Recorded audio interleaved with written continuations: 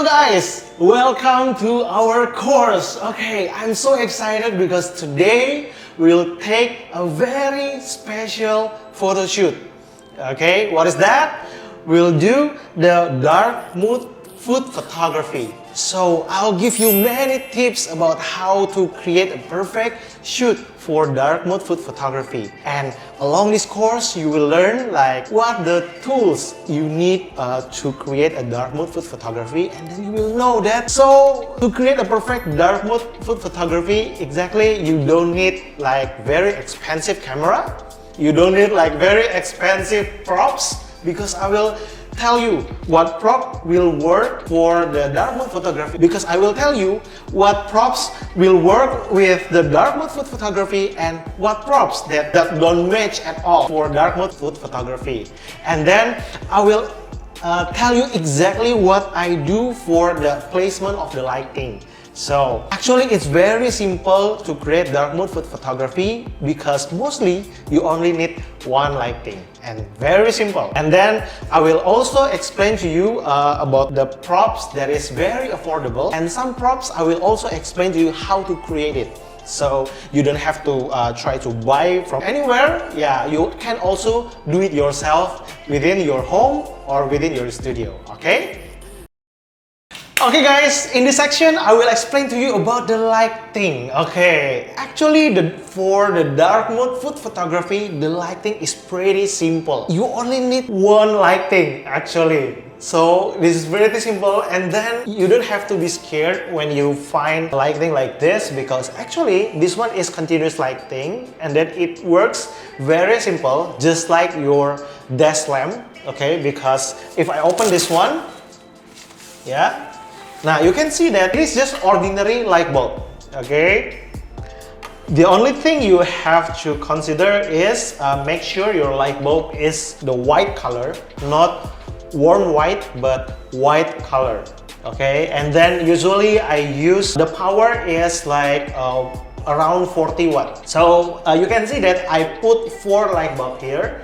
Actually it doesn't have to like all of them 40 watt, but I mix them with another power. Like for this one, it only 20, and the biggest one is the 40 watt. Actually, you don't have to worry like what kind of power that you use. Actually, I just fill it until it's full, because to prevent when I photo shoot and then one bulb die and then I have another spare one. So I put all of them. And then if you see from here, like this is also pretty simple. You only have 2 power buttons here to turn on all the light.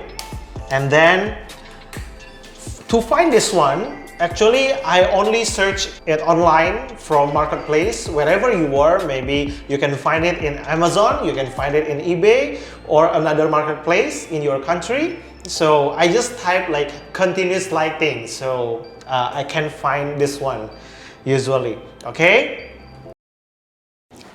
hello guys, in this section we will start to take very exciting composition here.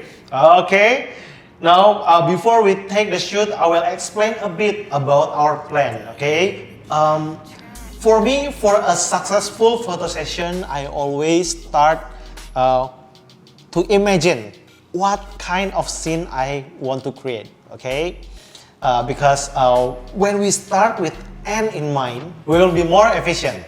Okay, for this scene, I will create this one as the hero. Okay, this is the main product we will take. All of the scene will be darker, and then you can see that this product or this bread is the most bright item in our frame. Okay, and then for this one, I use one tips, rule of odd. What is the rule of odd is when I come to cut something like this bread, I cut it. For example, for this bread, when I want to cut this bread, I will choose to make this odd rather than even. Okay, so I rather to cut into 3 parts instead of 4 parts, because odd is sexier. Okay, and then I will introduce to you one by one for props we use in this frame. Okay, actually this is very simple, guys, because if you choose the right props, then even you don't have a very powerful composition technique, but if you choose the right props, you already done maybe about 50% of the success rate of the photo session, because the right props will help you to do the photo shoot much easier. Okay, the first one, I choose the slightly smaller props compared to our main objects. So I also choose the darker one, so it adds the texture in our frame but doesn't add more color. Because if you add the bright item in this frame, so it will be very visible, so be careful. Okay, and then I also use like this one. It has different color, but it's still slightly similar to the background, like gray. This is not stainless. I think this is aluminum.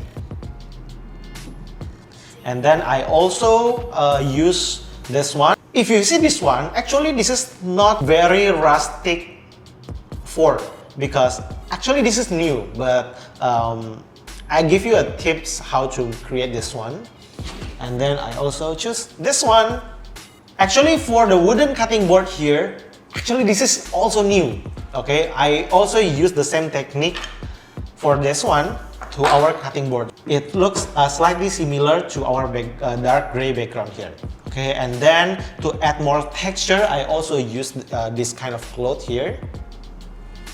And then I also use like cookies. Okay, I mindfully choose the darker one because add the texture but don't decrease the focus to our main subject.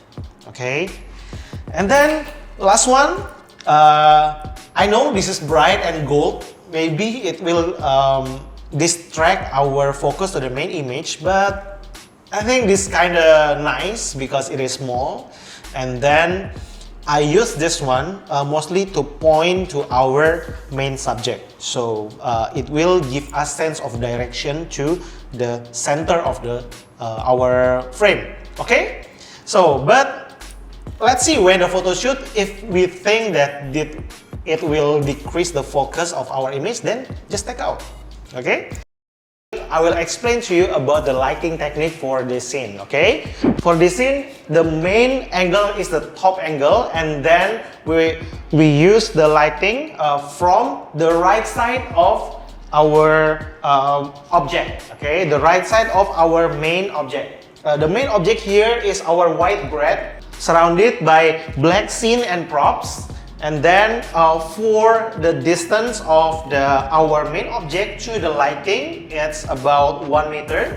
And then for the height difference, it's about 30 centimeter from our object to our lighting there. And then the position in straight line from our center of the lighting to our product. And then here I block the lighting using black clipboard, and then to make sure that the lighting only affect our main object, so the surrounding area will be darker. Are you guys excited for the photo shoot? Okay, let's do it.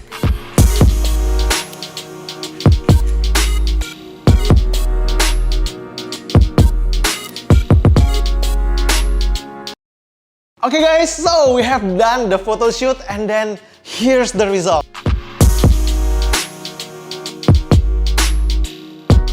And then, okay, are you guys excited to see how it will be edited? Okay, this is the comparison before and after the editing.